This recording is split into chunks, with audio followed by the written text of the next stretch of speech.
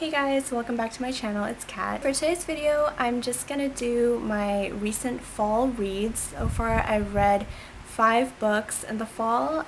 Some of them were 5 stars, some of them were 3 stars, but I think I've had a pretty decent fall read so far. Starting with the Mindfuck series, this is by S.T. Abbey. The Mindfuck series, I gave this a 5 out of 5 star rating. It was amazing, it was brilliant, it was awesome. The Mindfuck series is a 5-book series. This is basically a bind-up of all 5 of them.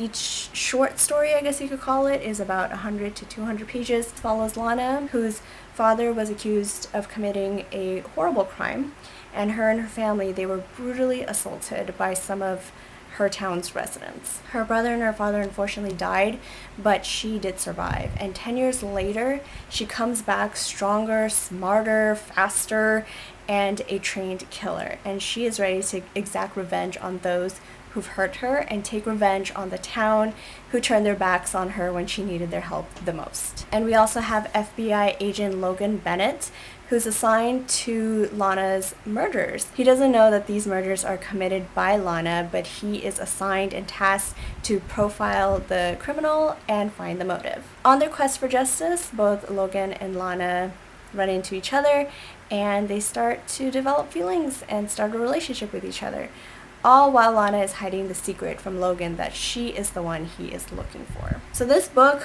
honestly, is for those who love Criminal Minds. If you love Criminal Minds, you are going to love this book. When I was reading this series, all I could think about was Criminal Minds. I kept imagining all the characters from Criminal Minds in my head. I just loved this series so much. It was so fast-paced, like my heart was racing during certain moments quite often, and the characters were amazing, and the side characters were amazing too. I really did like how each character kind of had their own definition of justice. Lana's definition of justice is to kill those who basically killed her family, and Logan's version of justice is through the FBI agency and through law enforcement. So they both had conflicting ideas of justice, but it was just kind of interesting to see them go about their own ways. Each character is very complex, so I loved how we get to like deep dive into each characters and their dilemmas, especially for Logan and his moral dilemmas. I think it was very well done. But yes, I loved the pacedness of this book, and the writing was very smooth, so it's very easy to just breeze through. Nothing too complex, no purple prose, thank God.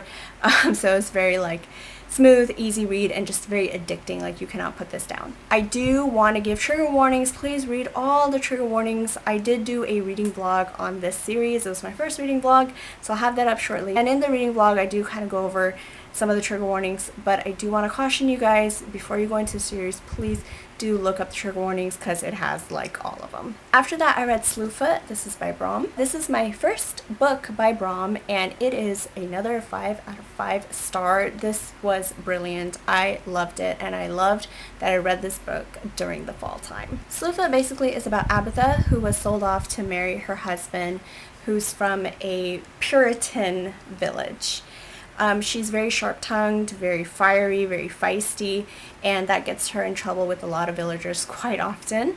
One day, her husband goes missing, so now she has to take care of the farm that they were taking care of together. She has to take care of it on her own now, and at the same time, she has to protect herself and her farm from her greedy brother-in-law. Simultaneously, we have an ancient spirit who awakes in the forest, and he goes by the title Father, but he's trying to remember who he is. So Father and Abatha cross paths, and they learn more about each other, and they also try to exact revenge on some of the ultra-religious people from the village. This book was amazing. First of all, it has some great imagery in the middle of the book. If you've ever given Brom a chance, you probably noticed that he has some images of the characters in the middle of his book. Brom is a dark fantasy artist, so these images are a little bit creepy and eerie, but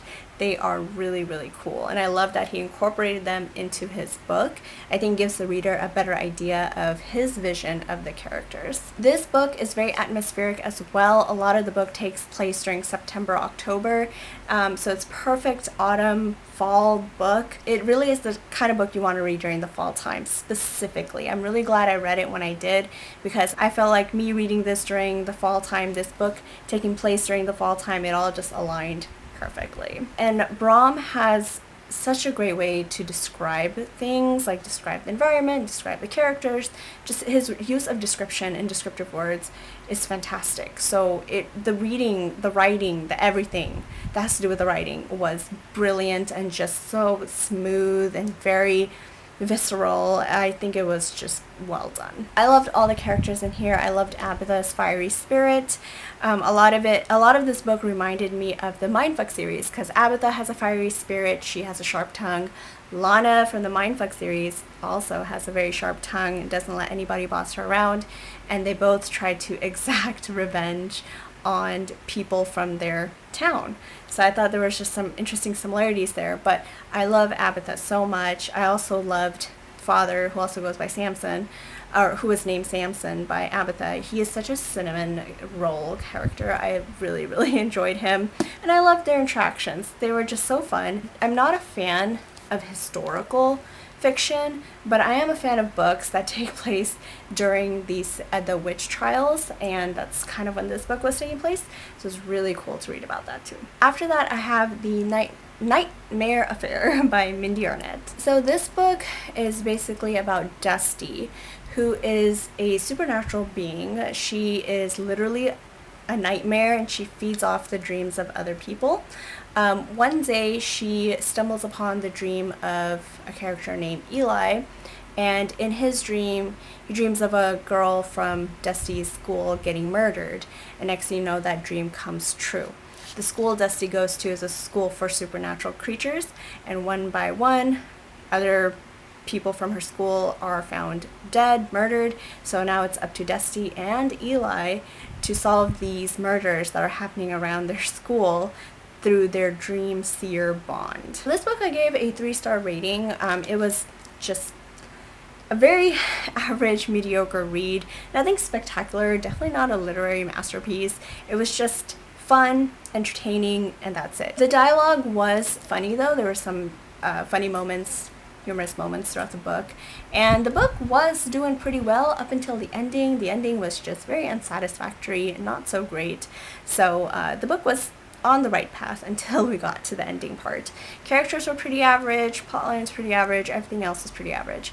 But I will continue on with the series, so I'm still excited to see what the rest of the trilogy has in store. After that, I read No Exit. This is by Taylor Adams. No Exit basically is about Darby, who is a sophomore in college, and she's driving her way back home after learning about her mother's cancer diagnosis. Unfortunately, she gets stuck in a terrible snowstorm, so she has to pull over to this highway stop. And there are 4 other strangers who are also stuck in this snowstorm, and they are also waiting for the storm to pass by passing time in the same highway rest area stop. On her way to her car, Darby does notice that the van parked next to her car, in the back there is an animal crate with a child locked inside. So now Darby's on a mission to find out which one of those 4 strangers who are holed up with her in that rest area is kidnapping the child, and she also has to find a way to free that child. So I gave this book a 4-star rating. It was really good. I actually finished this book in one sitting. I finished it in one day. It was a page turner. It was addicting. Definitely a book that you just can't stop reading. You want to know what happens next. But the reason I gave it a 4-star rating is because I think I hyped it more in my head, and it just didn't deliver it. It just didn't deliver quite the way I expected it to. No fault of the author, because the book was still fantastic. It was still really fast-paced and heart-racing, but it just wasn't what I thought it would be. I really liked finding out who the actual villain or kidnapper was. I kind of actually predicted this from the beginning, but still, it was so cool to find out the other twists along with the kidnapper.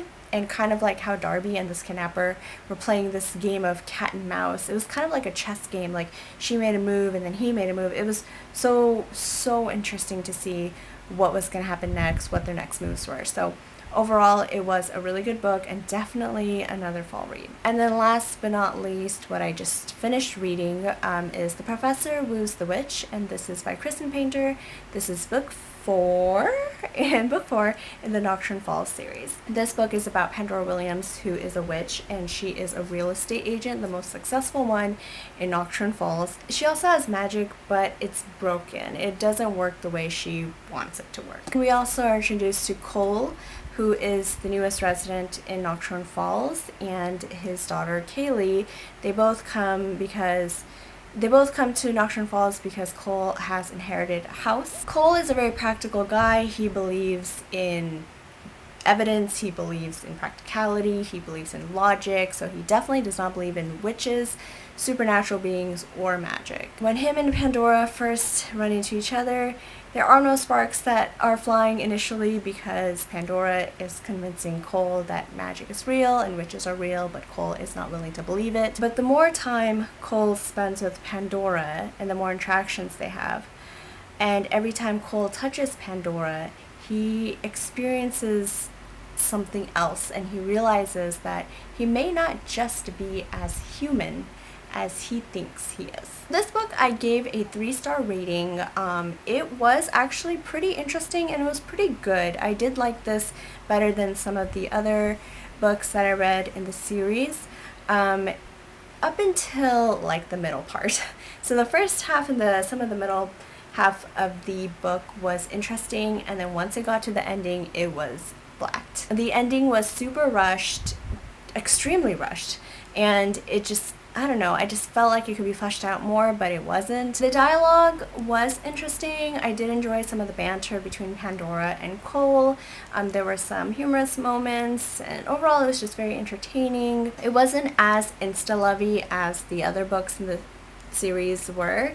However, there still was some insta-love. Characters were fun to read. I did like Cole's relationship with his 13-year-old daughter Kaylee. Like, that father-daughter relationship was very fun and very humorous, so that was really wholesome to read. There was a particular scene between Pandora and Kaylee that I did not like, and it actually made me pretty uncomfortable.